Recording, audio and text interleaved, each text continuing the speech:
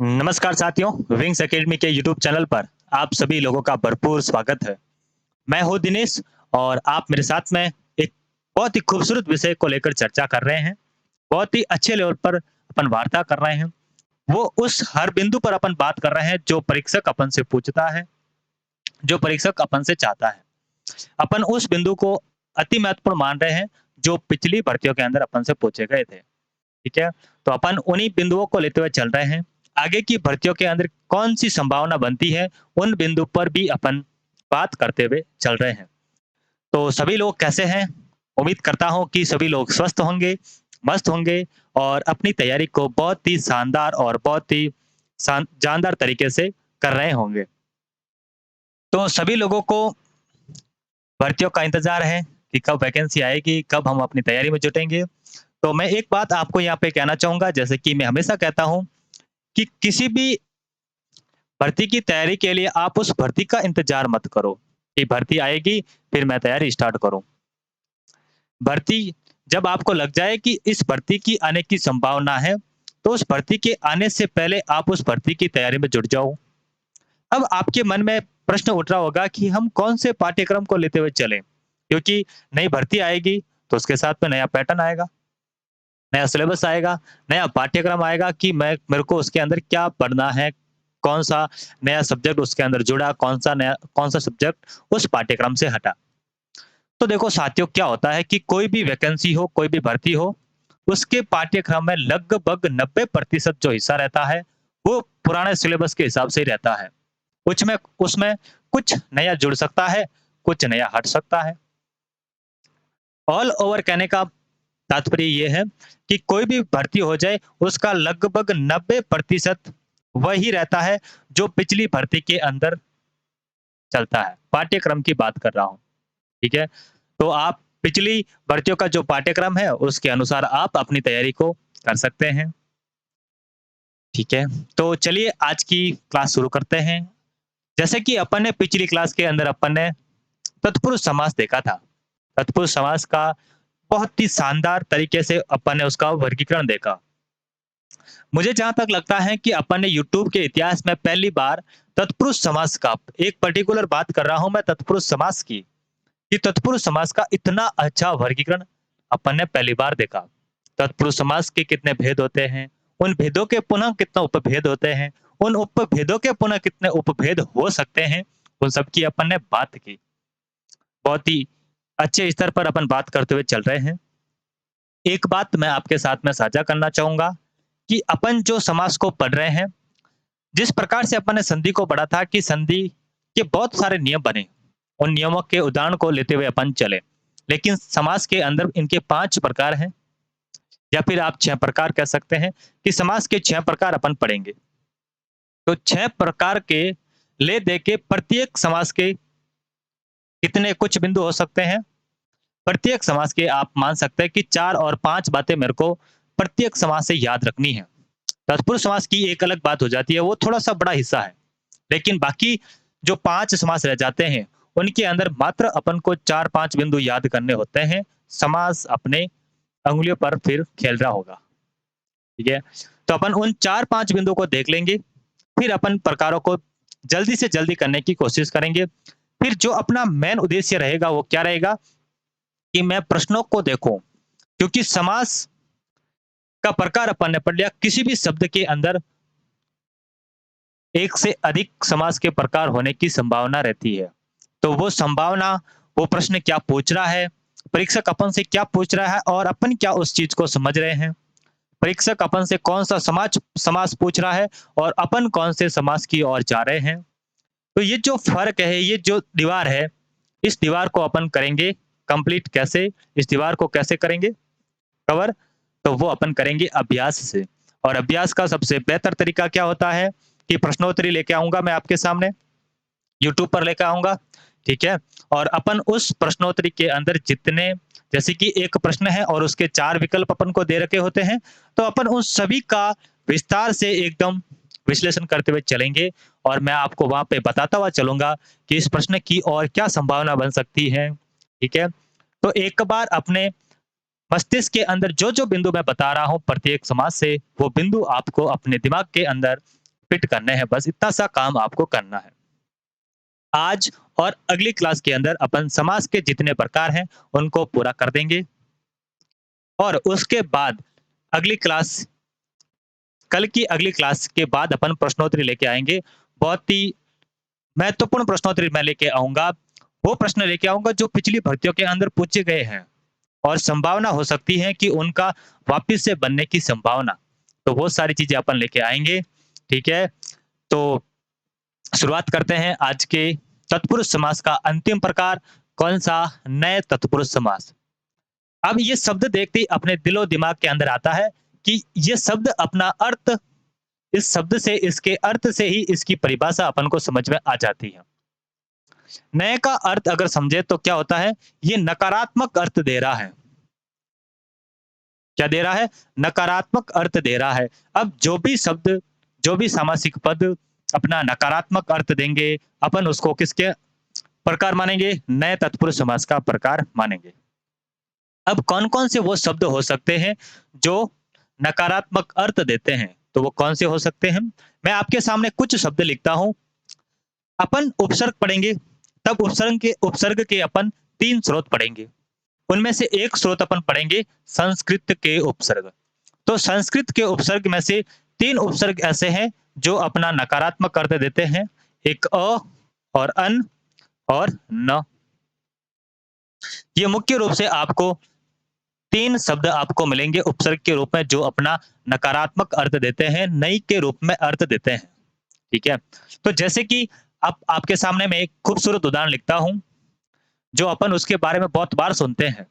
लेकिन लेकिन अपन उसका हमेशा अर्थ गलत निकालते हैं। वो कौन-सा शब्द? जैसे कि मैं आपके सामने लिखता हूँ नापाक।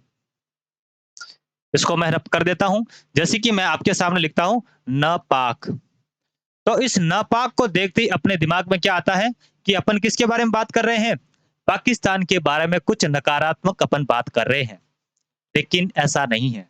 इस पाक का अर्थ जो ये पाक आपको दिख रहा है, इस पाक का अर्थ पाकिस्तान से नहीं है, इस पाक का अर्थ पवित्र से है। किससे है? इस पाक का अर्थ क्या होता है? पवित्र। अब इसके अंदर उपसर्ग आपको क्या मिल रहा है? ना उपसर्ग मिल रहा है।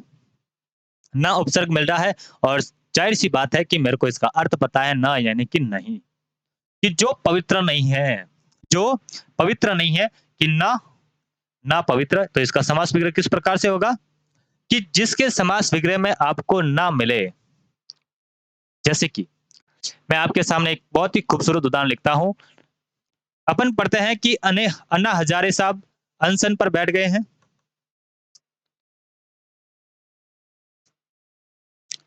तो इस अनशन का अर्थ क्या होता है?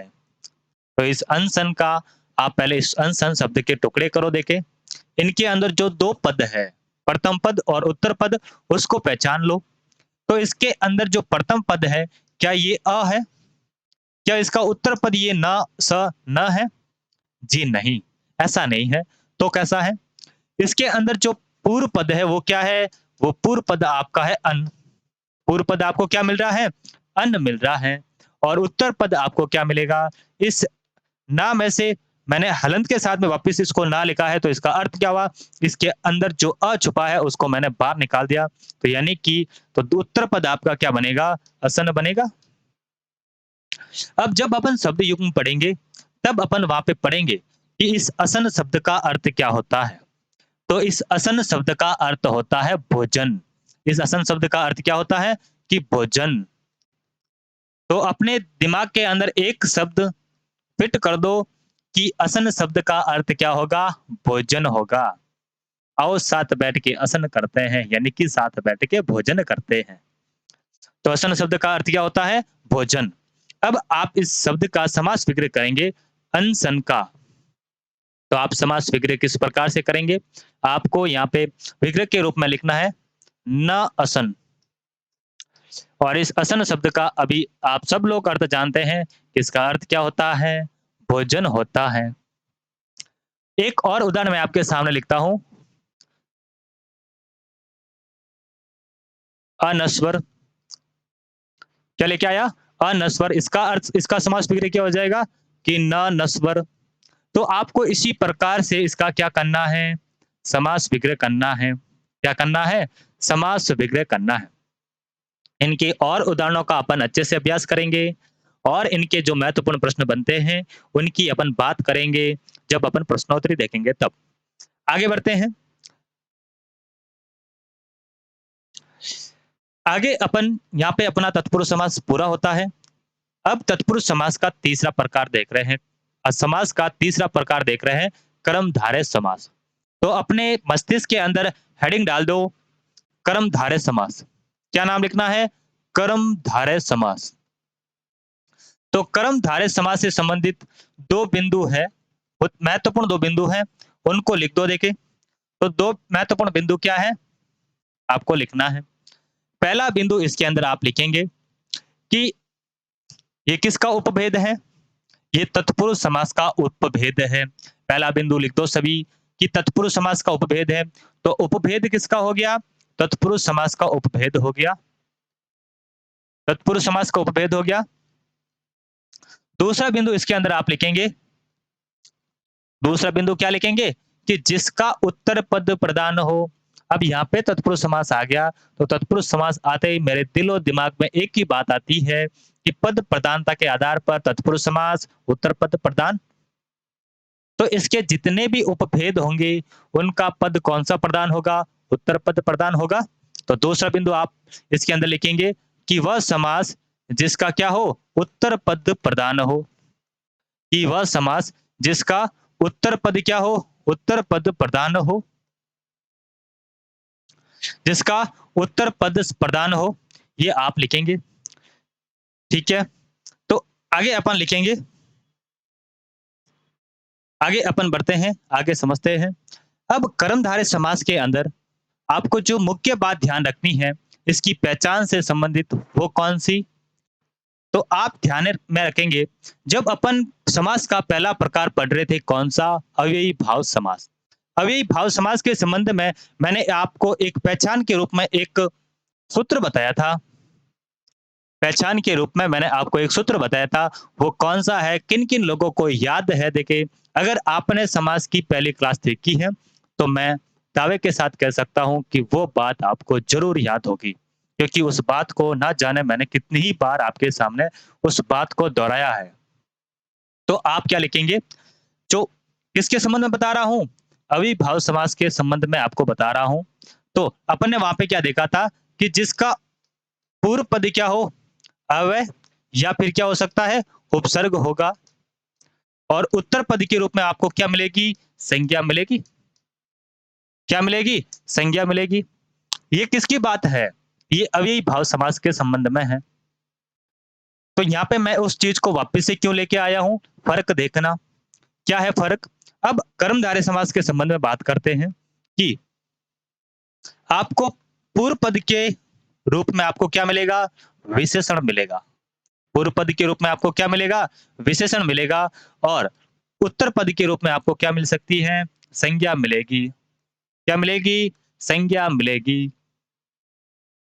कि पूर्व पद के रूप में जब आपको विशेषण मिले और उत्तर पद के रूप में आपको क्या मिले? संज्ञा मिले, तो समास कौन सा? समास आपका हो जाएगा कर्मधारय समास। अब इस बात को जब मैं लिखता हूं तो मेरे जहन में एक और बात आती है कि सर अपन जब द्विगु समास पढ़ते हैं, कौन सा समास पढ़ते हैं? द्विगु समास पढ़ते हैं, तो उसके संबंध में भी आप ये बात लिखते हैं कि पूर्व पद के रूप में आपको क्या मिलेगा? विशेषण मिलेगा। और उत्तर पद के रूप में आपको क्या मिलेगी? संज्ञा मिलेगी। तो इन दोनों के अंदर यानी कि इस कर्मधारय और द्विगु के संबंध में किस प्रकार से ये बात फर्क करती है? कौन सी बात? कि संज्ञा से पहले पूर्व पद के रूप में आपको क्या मिले? विशेषण मिले। पूर्व पद के रूप में आपको क्या मिले? विशेषण मिले। तो आइए समझते हैं। तो सबसे पहले मैं आपको बताना चाहूंगा इस विशेषण का अर्थ क्या होता है। संज्ञा का अर्थ आप सभी लोग जानते हैं। एक छोटी सी वार्ता कर लेते हैं इस विशेषण से संबंधित, क्योंकि अपन ने विशेषण बिंदु नहीं पढ़ा है। एक छोटा सा परिचय आपको विशेषण से संबंधित। विशेषण यानी कि वे शब्द, आपको बस छोटी सी परिभाषा अपने दिलो दिमाग के अंदर रखनी है। विशेषण का अर्थ बस इतना सा होता है कि वे शब्द जो संज्ञा शब्दों की क्या बताए, विशेषता बताए। विशेषता किसकी बताएंगे विशेषण? कि संज्ञा शब्दों की क्या बताए, विशेषता बताए। संज्ञा शब्दों की क्या बताए, विशेषता बताए, तो कौन हो जाएगा? तो आपका क्या हो जाएगा? वो विशेषण हो जाएगा। और यदि मैं आपसे पूछूं कि संज्ञा शब्द कौन से होते हैं, तो संज्ञा शब्द जैसे कि अपन ने पहले ही वार्ता की थी कि संज्ञा क्या होती है? किसी व्यक्ति, वस्तु, स्थान के नाम को क्या कहते हैं? संज्ञा कहते हैं। ये परिभाषा अपन बचपन से पढ़ते हुए आ रहे हैं कि संज्ञा यानी कि किसी व्यक्ति, वस्तु, स्थान के नाम को क्या कहते हैं? संज्ञा कहते हैं। बस अपन को वही जो अपन 7वीं, 8वीं, 9वीं, 10वीं क्लास के अंदर पढ़ते आ रहे हैं, उसी परिभाषा को आपको याद रखना है। अपन इसकी स्टैंडर्ड लैंग्वेज, स्टैंडर्ड परिभाषा अपन पढ़ेंगे जब अपन इसका संज्ञा वाला बिंदु पढ़ेंगे। ठीक है? तो किसी व्यक्ति, वस्तु, स्थान के नाम को क्या कहते हैं? संज्ञा कहते हैं। यानी कि किसी के नाम की विशेषता बताने वाले शब्द क्या होते हैं? विशेषण होते हैं। उदाहरण उदाहरण लेते हुए चलते हैं। जैसे कि मैं आपके सामने उदाहरण लेके आया हूँ, कृष्ण मृग। क्या लिखा मैंने? कृष्ण मृग। अब इसका अर्थ क्या होता है? इस मृग का अर्थ आप सभी लोग जानते हैं। इस मृग का अर्थ आप सभी लोग जानते हैं। एक प्रश्न अब मैं आपके सामने लेके आया हूं। आपको यह बता रहा है कि इस मृग शब्द के अंदर कौन सा समास है। ये आपका गृह कार्य है। इस शब्द की आप क्या करेंगे? रिसर्च करेंगे कि इस मृग शब्द के अंदर कौन सा समास है और इसका समास किस प्रकार से होगा। और दूसरा प्रश्न, इस मृ शब्द का अर्थ क्या होता है? ग शब्द का अर्थ अपन सब लोग जानते हैं। ग यानी कि गमन करना। तो इस मृ शब्द का अर्थ क्या होता है? चलिए, मृ शब्द का अर्थ मैं आपको बता देता हूं। इसका अर्थ होता है जंगल। अब दूसरा काम आपको क्या करना है कि इसका समास विग्रह क्या होगा, और तीसरी बात आपको बतानी है कि इसके अंदर कौन सा समास है। चलिए, तो ये मैंने आपके सामने शब्द लिखा, कृष्ण मृग। तो मृग यानी कि एक किसी पशु का नाम है मृग। तो ये जो नाम है, ये क्या हो गई? ये हो गई संज्ञा। ये क्या हो गई? ये हो गई संज्ञा। और संज्ञा की विशेषता क्या है कि मृग कैसा है? तो मृग काला है। तो कृष्ण का अर्थ यहाँ पे क्या निकला कि कृष्ण यानी कि काला। कृष्ण का अर्थ क्या निकला? काला। कृष्ण का अर्थ क्या निकला कि काला। काला कौन? मृग। यानी कि ये संज्ञा की विशेषता बता रहा है कि मृग कैसा है? मृग काला है। तो ये जो कृष्ण है, ये क्या हो गया? ये हो गया विशेषण। ये क्या हो गया? ये विशेषण हो जाता है। क्यों? क्योंकि ये संज्ञा की क्या बता रहा है? विशेषता बता रहा है। और जो संज्ञा की विशेषता बताता है वो विशेषण कहलाता है। अब दूसरी बात आपको इसके अंदर ध्यान रखनी है। जैसे कि मैं आपके सामने लिखता हूं, एक अपन पढ़ेंगे विशेषण, एक अपन शब्द पढ़ेंगे विशेष्य। इसी के साथ में इसकी बात कर लेते हैं। विशेष्य शब्द का अर्थ क्या होता है कि जिस संज्ञा शब्द की अपन विशेषता बता रहे हैं, तो यहाँ पे जो काला है, जो कृष्ण है, ये क्या है? ये विशेषण है। यानी कि इस संज्ञा की विशेषता है कि काला है। अब विशेष्य के संबंध में आपसे प्रश्न पूछूं कि विशेष्य क्या होगा? कि जिस संज्ञा शब्द की विशेषता बताई जा रही है, वो शब्द क्या होगा? वो विशेष्य होगा। यानी कि ये जो संज्ञा शब्द है, ये क्या होगी? ये विशेष्य होगा। यानी कि ये जो मृग है, ये मृग क्या है? ये विशेष्य है। क्यों? क्योंकि अपन विशेषता किसकी बता रहे हैं? इस मृग शब्द की विशेषता बता रहे हैं। और जिस संज्ञा शब्द की अपन विशेषता बताते हैं, वो क्या होता है? विशेष्य होता है। और जो विशेषता बताता है, जिस संज्ञा शब्द की विशेषता बताता है, वो क्या होता है? विशेषण होता है। दोनों शब्दों के अंदर जो फर्क है, वो समझ में आया कि नहीं आया? जिस संज्ञा शब्द की विशेषता बताई जा रही है, वो कौन है? विशेष्य है। और जिस संज्ञा शब्द की विशेषता बता रहे हैं, तो यानी कि ये जो कृष्ण है, ये क्या हो गया आपका? विशेषण हो गया। वापिस आते हैं, विशेषण विशेष्य को समझ लिया अपन ने कि विशेषण के साथ में आपको क्या मिले? संज्ञा मिले। यानी कि पूर्व पद के रूप में यदि आपको विशेषण मिलता है, उत्तर पद के रूप में यदि आपको क्या मिले? संज्ञा शब्द मिले, तो समास कौन सा हो जाएगा? कर्मधारय समास हो जाएगा। अब अपन समझते हैं कि द्विगु समाज द्विगु समास और कर्मधारय समास के अंदर किस प्रकार का अंतर है? तो द्विगु समास के अंदर भी अपन जब इसकी पहचान लिखेंगे तब ये उसी प्रकार से लिखेंगे कि विशेषण के साथ में आपको क्या मिले? संज्ञा मिले। विशेषण के साथ में आपको क्या मिले? संज्ञा मिले। तो यहाँ पे मैं आपको छोटा-सा एक और बात बताना चाहूँगा इसके संबंध में। किसके संबंध में? विशेषण के संबंध में। अपन विशेषण को 2 प्रकार से पढ़ते हैं। एक बात विशेष स्टार मार्क डाल के आप लिख देना कि अगर कभी भी आपसे पूछे कि विशेषण के प्रकार कितने होते हैं, तो आप क्या जवाब देंगे कि विशेषण के 5 प्रकार होते हैं। विशेषण के कितने प्रकार होते हैं? 5 प्रकार होते हैं। लेकिन अब अपन क्या पढ़ रहे हैं? कौन-सा बिंदु पढ़ रहे हैं? समास पढ़ रहे हैं। समास के अंदर भी कौन-सा समास पढ़ रहे हैं? द्विगु समास के बारे में बात करेंगे या फिर कर्मधारय समास के बारे में बात करेंगे। ठीक है? तो अपन इन समासों को आसानी से समझ सके, तो इस कारण मैं इस विशेषण का वर्गीकरण 2 प्रकार से कर देता हूँ। इसका विशेषण विशेषण का वर्गीकरण मैं 2 प्रकार से कर देता हूँ। एक बात को आपको विशेष तौर से ध्यान रखनी है कि इसके अगर आपसे पूछे कि प्रकार कितने हैं, तो प्रकार कितने? 5 प्रकार हैं। किसके? विशेषण के। और अपन अपनी सहूलियत के हिसाब से इसको 2 प्रकारों के अंदर बाँट रहे हैं। पहला क्या? कि संख्यावाची विशेषण। पहला क्या पढ़ेंगे? कि संख्यावाची विशेषण। तो इसका पहला प्रकार अपन पढ़ेंगे संख्यावाची विशेषण। और इसका दूसरा वर्गीकरण अपन करेंगे कौन-सा? असंख्यावाची विशेषण। असंख्यावाची विशेषण। असंख्यावाची विशेषण।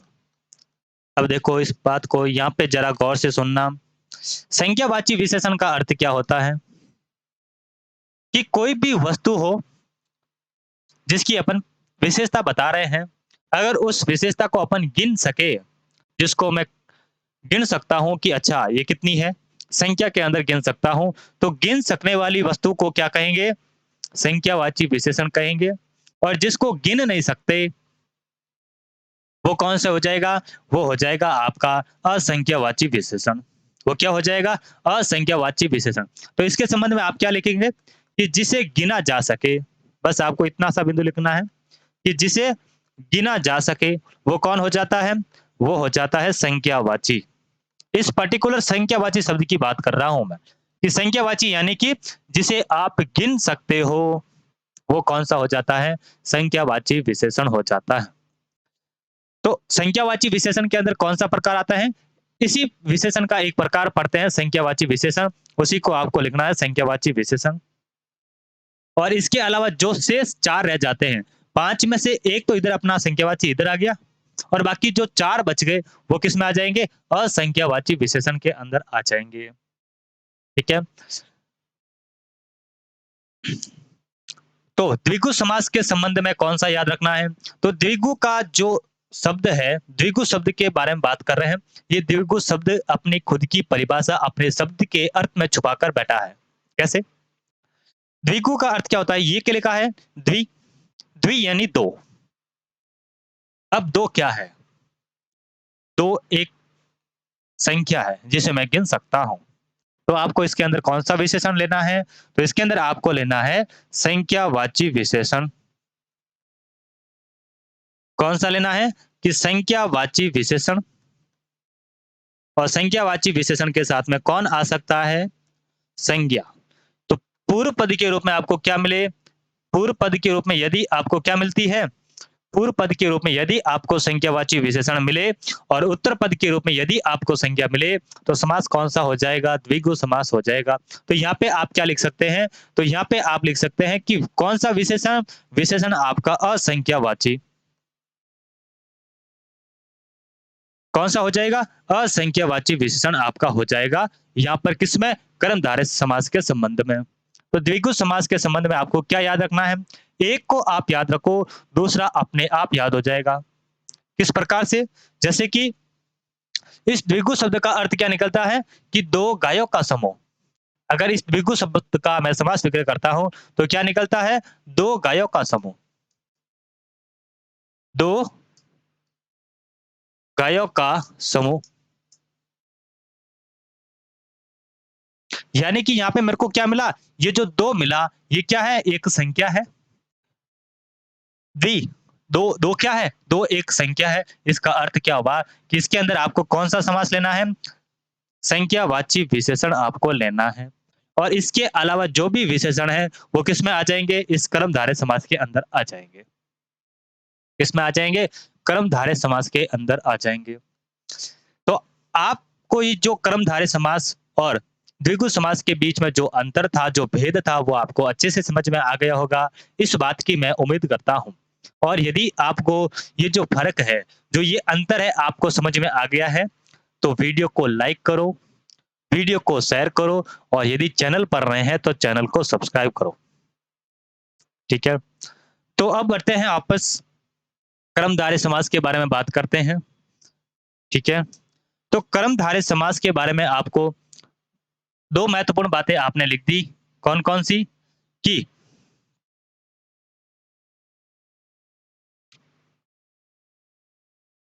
2 महत्वपूर्ण बातें आपने लिख दी कि ये किसका उपभेद है? ये तत्पुरुष समास का उपभेद है। और दूसरी बात आपने क्या लिखी? जिसका उत्तर पद प्रधान हो। ठीक है?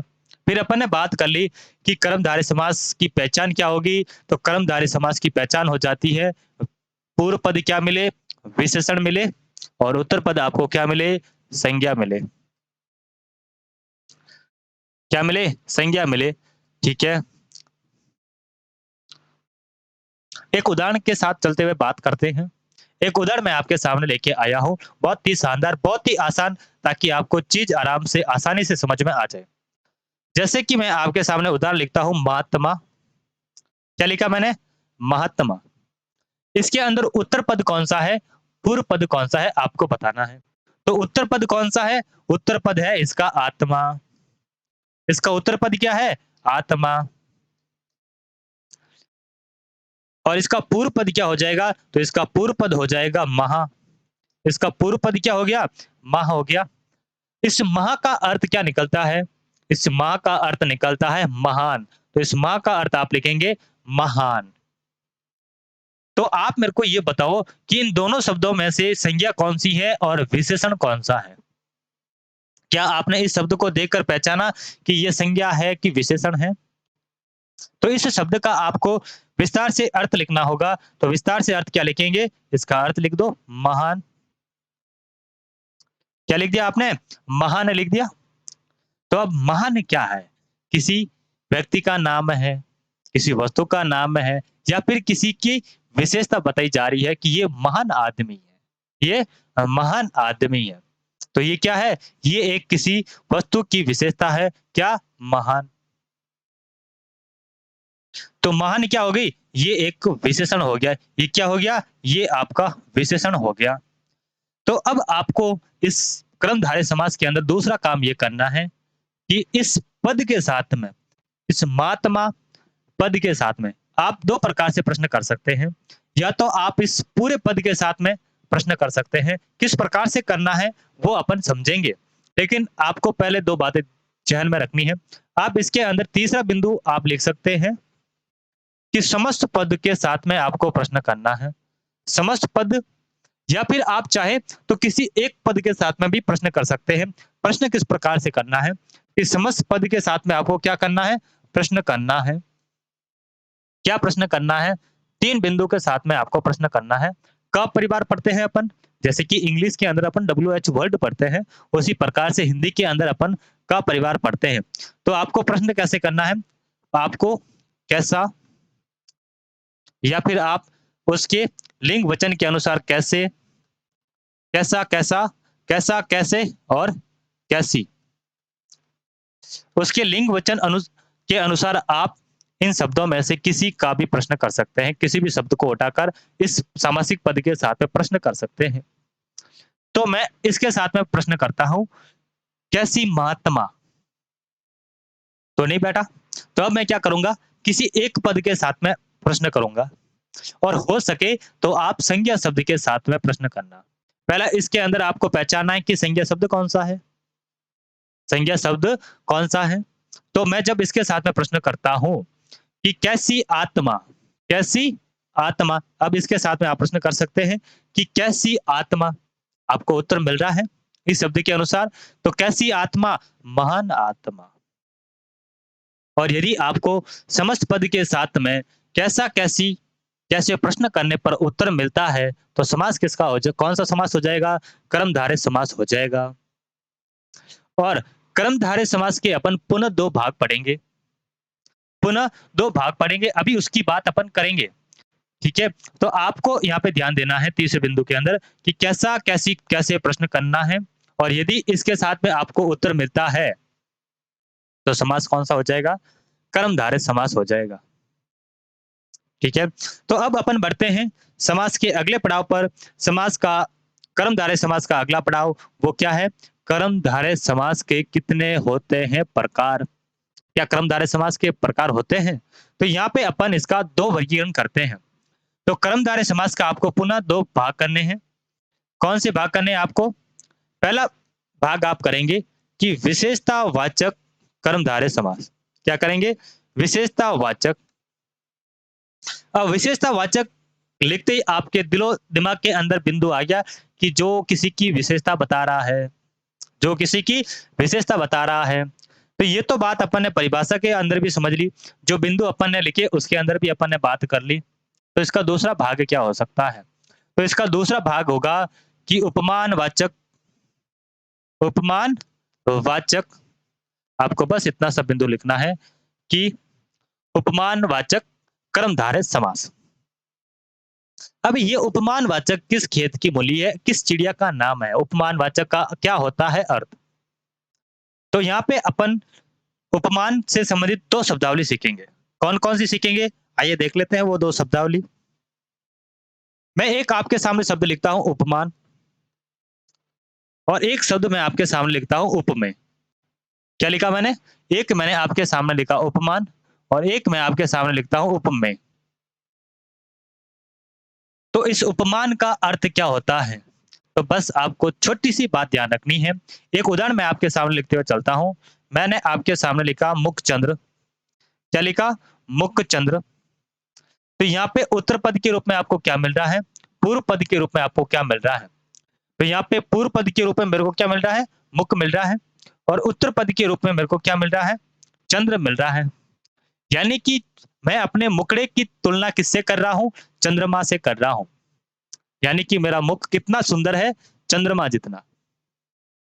तो यहाँ पे अपन किसकी तुलना कर रहे हैं, मुख की तुलना कर रहे हैं चंद्रमा से, मुख की तुलना कर रहे हैं चंद्रमा से। यानी कि जिससे मैं तुलना करता हूं, जिससे मैं तुलना करता हूं शब्द पर जरा गौर करना कि जिससे मैं तुलना कर रहा हूं वो कौन हो जाएगा, वो हो जाएगा उपमान। कि मैं मुख की तुलना किससे कर रहा हूं, तो मैं चंद्रमा से कर रहा हूं। यानी कि जिससे मैं तुलना कर रहा हूं, क्या कर रहा हूं, मैं मुकड़े की तुलना कर रहा हूं किससे, चंद्रमा से कर रहा हूं। यानी कि मैं तुलना कर रहा हूं, किससे तुलना कर रहा हूं, चंद्र से कर रहा हूं। तो जिससे तुलना की जाती है वो क्या होता है, उपमान होता है। और जिसकी तुलना की जाती है, जिसकी तुलना की जाती है, तो वो कौन हो जाएगा, वो हो जाएगा उपमेय। तो इसके संबंध में आप क्या रखेंगे कि जिसकी तुलना की जा रही है, कि जिसकी तुलना की जा रही है वो कौन हो जाएगा, वो हो जाएगा आपका उपमेय। वो कौन हो जाएगा, वो हो जाएगा आपका उपमेय। जिससे तुलना कर रहे हैं वो कौन, उपमान। और जिसकी तुलना कर रहे हैं वो कौन, उपमेय। तो मैं उम्मीद करता हूं कि आप इस बात को अच्छे से समझ गए होंगे। विशेषतावाचक, विशेषतावाचक के अंदर अपन पढ़ेंगे दो प्रकार से पुनः, कि जिसका पूर्व पद आपको विशेषण मिले और उत्तर पद आपको क्या मिले, विशेष्य मिले। उसी प्रकार से अपन देखेंगे कि पूर्व पद आपको उपमान मिले और पूर्व पद आपको यदि उपमेय मिलता है, तो इनके अंदर किस प्रकार से वर्गीकरण होता है वो अपन प्रश्नोत्तरी करते हुए चलेंगे। तब अपन इस चीज को और बेहतर तरीके से समझेंगे, क्योंकि जब अपने सामने प्रश्न होगा, अपने सामने बहुत सारे उदाहरण होंगे, तब अपन तुलनात्मक अध्ययन वहां पे कर सकते हैं। तो यहाँ पे मेरा बताने का जो मेन उद्देश्य था कि चीजें आपके दिमाग के अंदर रहे कि हाँ ऐसी ऐसी बातें हो सकती हैं। ठीक है, तो कर्मधारय समाज के अंदर अपन दो चीजें पढ़ेंगे, विशेषतावाचक और उपमानवाचक। तो यहाँ पे एक उदाहरण लिखते चलते हैं कि सतजन। यहाँ पे क्या लिखेंगे? सतजन का क्या होता है? सज्जन, यानी कि इसके अंदर उत्तर पद क्या है? पूर्व पद मेरे को यहाँ पे सत्य मिल रहा है और उत्तर पद मेरे को क्या मिल रहा है? जन मिल रहा है। यानी कि सत्य है जो जन, क्या है? कि सत्य है जो जन।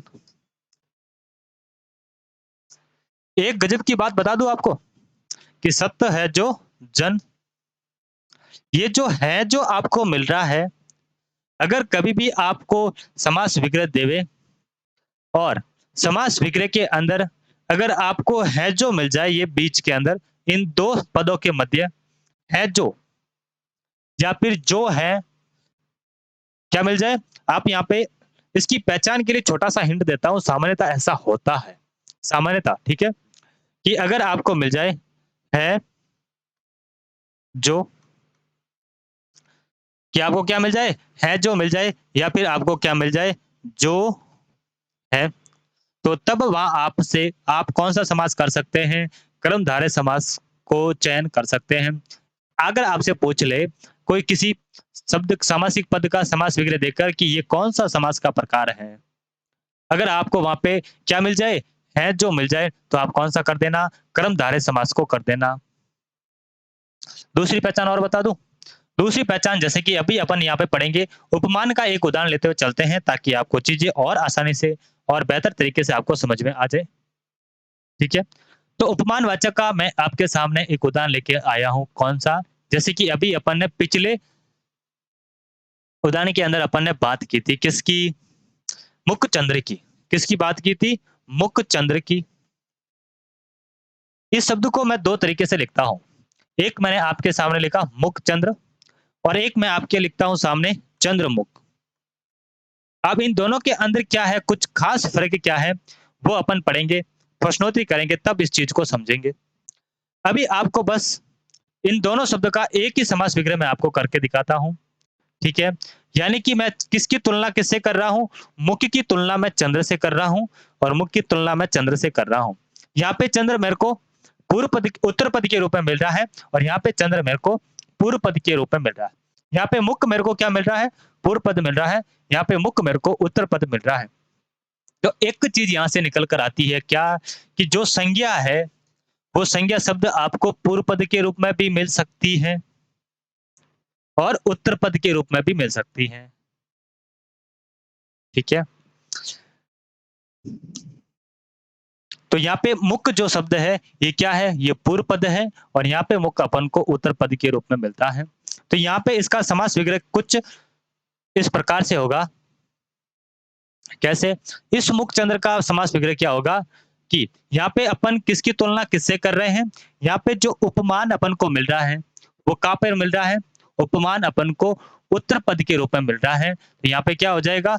मुख के समान, मुख के समान चंद्र, मुख के समान चंद्र। और इस मुख चंद्र का यहाँ पे अपन को चंद्र जो है वो कैसे मिल रहा है? पूर्व पद के रूप में मिल रहा है। तो इसका समास विग्रह क्या हो जाएगा? चंद्र रूपी मुख। तो यहाँ पे अपन को क्या मिल जाएगा? मुख रूपी चंद्र,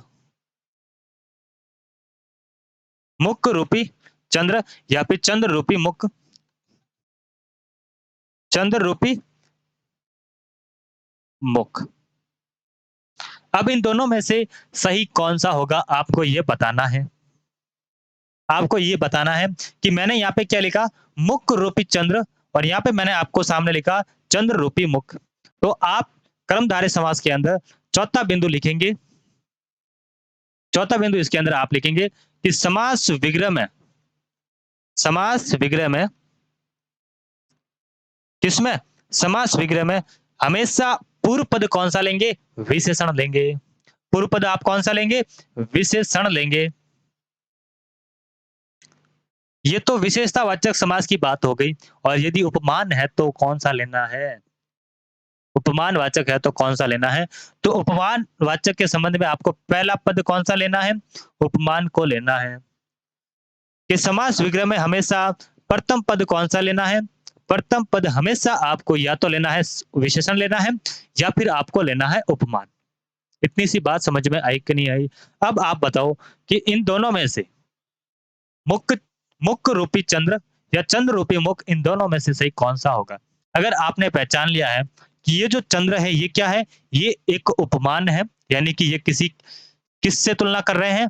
चंद्र से तुलना कर रहे हैं मुक की, तो चंद्र रूपी मुक हो जाएगा, ये आपका सही रूप से समास विग्रह हो जाएगा। तो अब आप ये बताओ कि इसका समास विग्रह क्या होगा? जो मैंने आपके सामने लिखा है कि मुक के समान चंद्र, इसका समास विग्रह क्या होगा? ये आपका गृह कार्य है और इसको शुद्ध रूप से आपको करके लेके आना है। चलिए मैं आपको बता देता हूँ, तो इसका समास विग्रह क्या हो जाएगा? चंद्र के समान मुक, चंद्र के समान मुक, चंद्र के समान मुक आपको यहाँ पे लिख देना है। तो इसको मैं यहाँ से हटा देता हूँ। तो चंद्र के समान क्या हो गया? चंद्र के समान मुख हो गया। अब अपन को जैसे यहाँ पे क्या मिला? जो मिल रहा है, ये पहचान होगी किसकी? कर्मधारय समास की। अब यहाँ पे मेरे को दूसरी पहचान के रूप में क्या मिल रहा है? यहाँ पे मेरे को मिल रहा है के समान और यहाँ पे मेरे को मिल रहा है रूपी। तो दूसरा तरीका ये आपके सामने मिलता है कि के समान या फिर रूपी मिले तो समास कौन सा हो जाएगा? सामान्यतः वहाँ पे कर्मधारय समास हो जाएगा। ये थी कुछ खास बातें कर्मधारय समास के संबंध में। अब अगला प्रकार पढ़ते हैं अपन द्विगु समास का। कौन सा? द्विगु समास का। द्विगु समास, जैसा कि अपन ने पूर्व में बात की द्विगु समास के बारे में, तो द्विगु का अर्थ क्या होता है? तो द्विगु का अर्थ होता है दो गायों का समूह। द्विगु का अर्थ क्या होता है? दो गायों का समूह।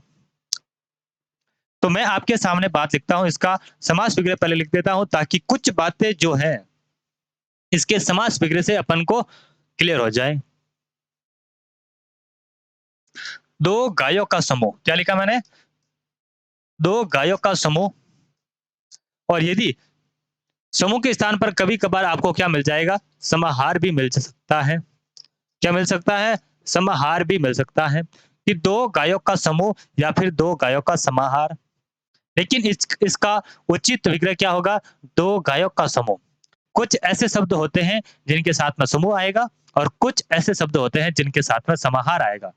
किन शब्दों के साथ में समूह आएगा, किन शब्दों के साथ में समाहार आएगा, अपन उसकी बात करेंगे जब अपन प्रश्नोत्तरी को लेते हुए चलेंगे, तब अपन वहां पे देखेंगे बेहतर तरीके से। ठीक है? तो द्विगु का अर्थ क्या हो जाता है? दो गायों का समूह।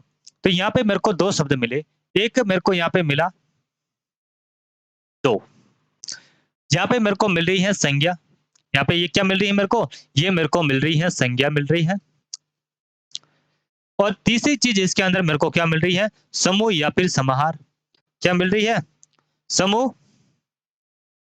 क्या मिल रही है? समूह या फिर मेरे को क्या मिल रहा है? समाहार। तो आपके सामने पहचान के तीन तरीके आ गए द्विगु समास के। पहचान के तीन तरीके आ गए द्विगु समास के। कौन से? आप हेडिंग डाल दो द्विगु समास। आप हेडिंग डाल दो द्विगु समास और इसकी पहचान के जो मुख्य बिंदु है उनको लिखते हुए चलते हैं। पहला बिंदु इसके अंदर आप लिखेंगे। पहला बिंदु क्या लिखेंगे? अब देखो इसको, यहाँ पे आपको क्या मिल रहा है? दो मिल रहा है। और दो क्या है? दो आपका एक संख्यावाची विशेषण है। तो पहला बिंदु इसके अंदर आप लिखेंगे कि जिसका पूर्व पद, पूर्व पद आपको क्या मिले? संख्यावाची विशेषण मिले। क्या मिले? संख्यावाची विशेषण मिले। पहला मुख्य बिंदु आप लिख दो। देखिए दूसरा बिंदु इसके अंदर क्या लिखेंगे कि जिसका पूर्व पद आपको संख्यावाची विशेषण मिले और उत्तर पद के रूप में आपको क्या मिले? इसी के अंदर लिख दो उत्तर पद के रूप में आपको क्या मिले?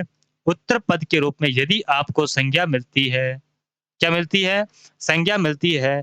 और इस संज्ञा के संबंध में एक बिंदु आप ये लिख सकते हैं। कौन सा बिंदु? कि यहाँ पे आपको संज्ञा का कौन सा भेद मिल सकता है? तो संज्ञा का आपको यहाँ पे भेद मिल सकता है जातिवाचक संज्ञा। अपन जब संज्ञा बिंदु पढ़ेंगे तब इसके बारे में बात करेंगे कि संज्ञा के कितने प्रकार होते हैं।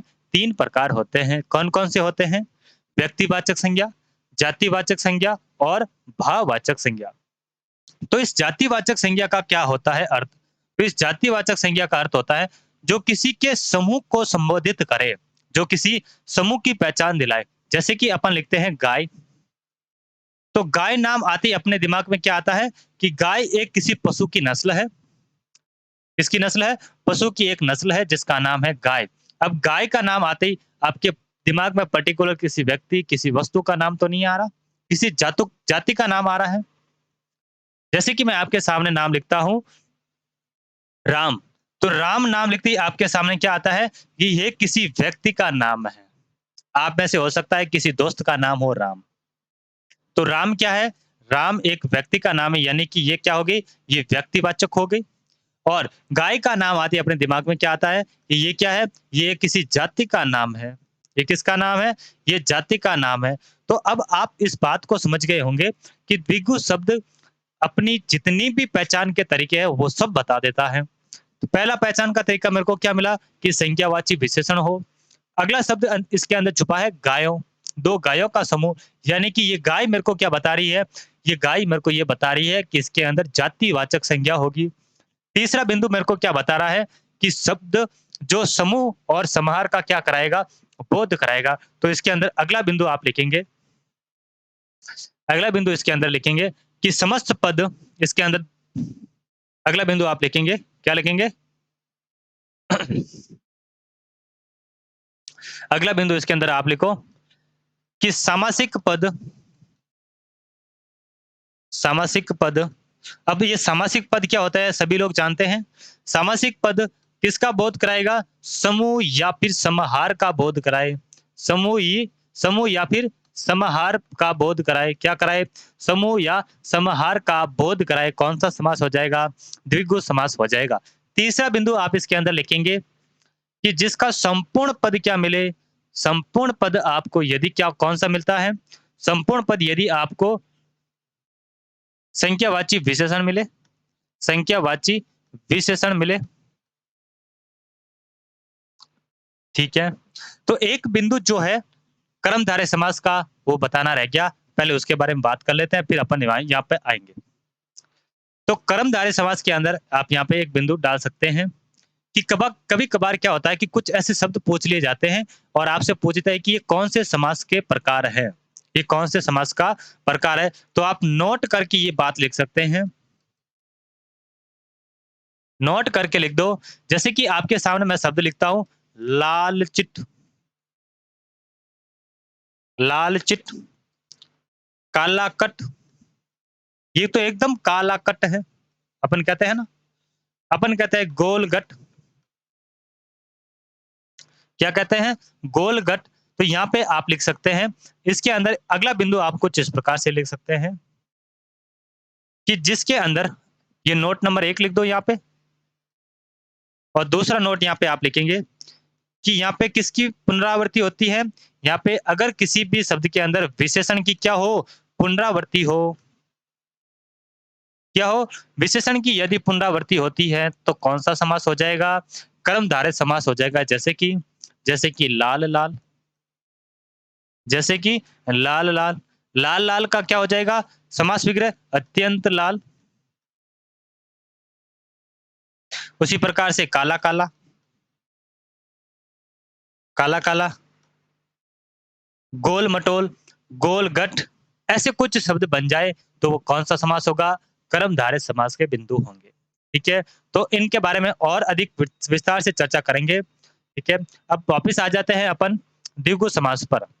तो यहाँ पे अपन ने तीसरा बिंदु क्या डाला कि जिसका संपूर्ण पद संख्यावाची हो, जिसका संपूर्ण पद क्या हो? संख्यावाची हो। किस प्रकार से? अब इसके अंदर अपन बात करते हुए चलते हैं प्रत्येक बिंदु की, इनके एक एक दो दो उदाहरण देखते हुए चलते हैं।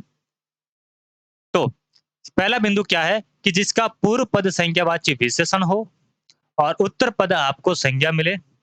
अगर इसका उदाहरण की बात करो तो ये द्विगु स्वयं इसका उदाहरण हो जाता है। ये द्विगु इसका स्वयं का उदाहरण हो जाता है। ठीक है। अब दूसरा पद देखते हैं कि जिसका सामासिक पद समूह या समाहार का बोध कराए।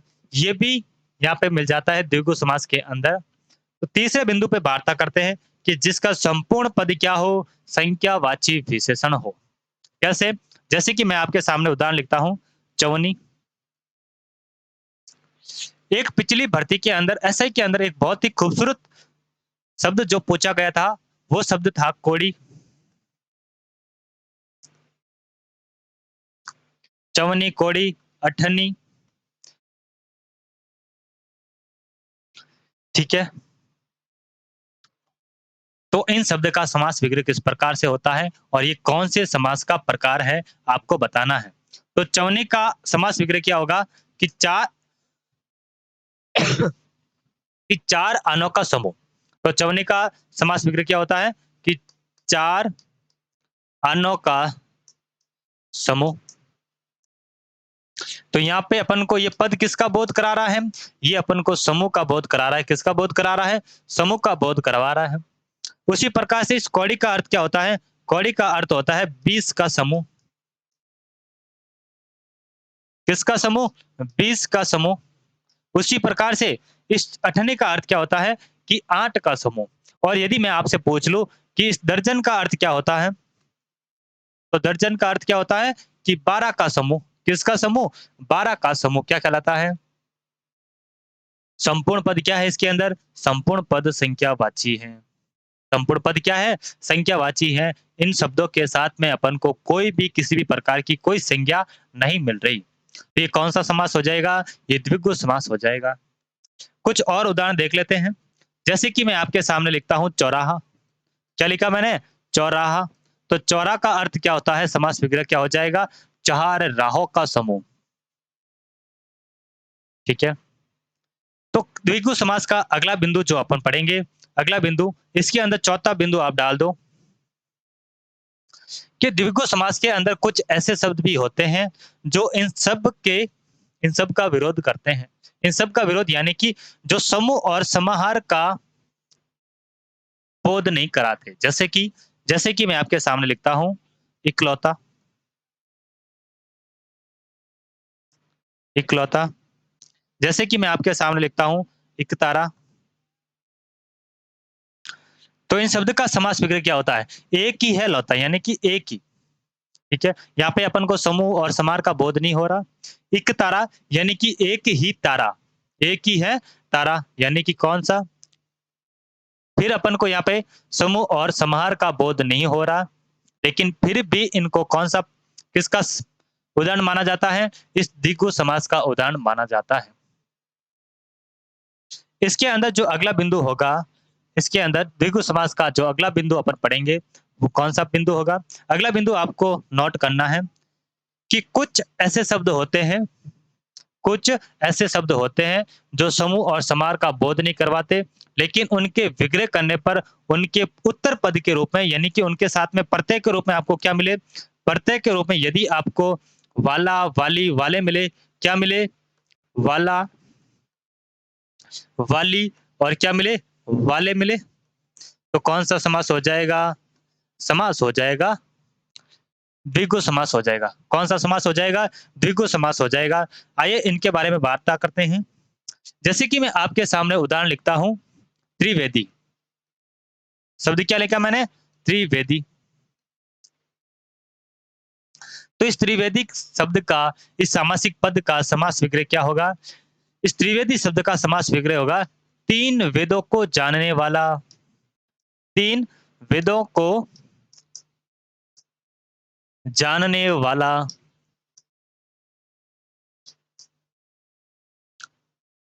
ठीक है। उसी प्रकार से मैं आपके सामने लिखता हूं चतुर्वेदी। क्या लिखा? चतुर्वेदी। तो इसका अर्थ क्या हो जाता है कि चार वेदों को जानने वाला। और ये जो अंतिम पद के रूप में आपको क्या मिल रहा है? वाला मिल रहा है। तो समास आपको इसके आधार पर कौन से समास का चयन करेंगे? द्विगु समास का चयन करेंगे। ठीक है। तो आगे की वार्ता अपन अगले प्रकार की वार्ता आगे की क्लास में करेंगे। आपको कुछ अभ्यास के लिए मैं प्रश्न जो है, जो शब्द अच्छे अच्छे शब्द हैं, सामासिक शब्द हैं, वो आपको टेलीग्राम चैनल पर मुहैया करवा दूंगा। आपको टेलीग्राम चैनल ज्वाइन करना है। कौन सा? विंग्स एकेडमी जोधपुर के नाम से टेलीग्राम चैनल बना हुआ है। Wings academy Jodhpur. इस नाम से जो टेलीग्राम चैनल बना हुआ है, उसको आपको जॉइन करना है और वहाँ पर आपको जो महत्वपूर्ण पीडीएफ, पीपीटी वगैरह है, वो आपको वहाँ पे मिल जाएगी। जो ये चीज़ अपन पढ़ रहे हैं ना, बोर्ड पर जो आपको मिल रही है, ये जो कंटेंट आपको दिख रहा है, ये भी आपको इस टेलीग्राम चैनल पर आपको आराम से मिल जाएगा। तो अगर आप अपनी तैयारी को 4 चाँद लगवाना चाहते हैं और यदि आप वाक़ई में अपने सपनों को साकार करना चाहते हैं, अपने माता-पिता के फ़िक्र को फ़क्र में बदलना चाहते हैं, तो आपका स्वागत है विंग्स अकेडमी के चैनल पर और आपको एक काम करना है, इस टेलीग्राम चैनल को जॉइन कर देना है। दूसरा काम आपको ये करना है कि अगर आपको ये जो मेहनत आपको दिख रही है, अगर आपको ये पसंद आ रही है, तो इसको लाइक ज़रूर कीजिए, अपने दोस्तों के साथ में शेयर ज़रूर कीजिए और यदि चैनल पर नए हैं, तो चैनल को सब्सक्राइब ज़रूर कीजिए। हम इसी प्रकार से आपको बेहतर से बेहतर कंटेंट देने की कोशिश करेंगे। आपके लिए बेहतर से बेहतर प्रयास करेंगे कि आपको बिना किसी फीस दिए आपको वो चीज़ यहाँ पे मिल जाए जो अपन ऑफलाइन कोचिंग के अंदर भी जो नहीं मिलती। तो मेरा उद्देश्य एक ही है कि आपको बहुत अच्छा कंटेंट मैं आपको दे दूँ, इसी टेलीग्राम, इसी यूट्यूब चैनल पर, विंग्स अकेडमी जोधपुर के यूट्यूब चैनल पर। तो मैं उम्मीद करता हूँ कि आपको हमारी मेहनत पसंद आ रही होगी और आप हमें मोटिवेट करने के लिए हमारे चैनल को ज़रूर सब्सक्राइब करेंगे, अपने यार दोस्तों के साथ में ज़रूर शेयर करेंगे। तो अपना ख्याल रखें, अपनों का ख्याल रखें। मिलते हैं अगली क्लास में, तब तक के लिए धन्यवाद।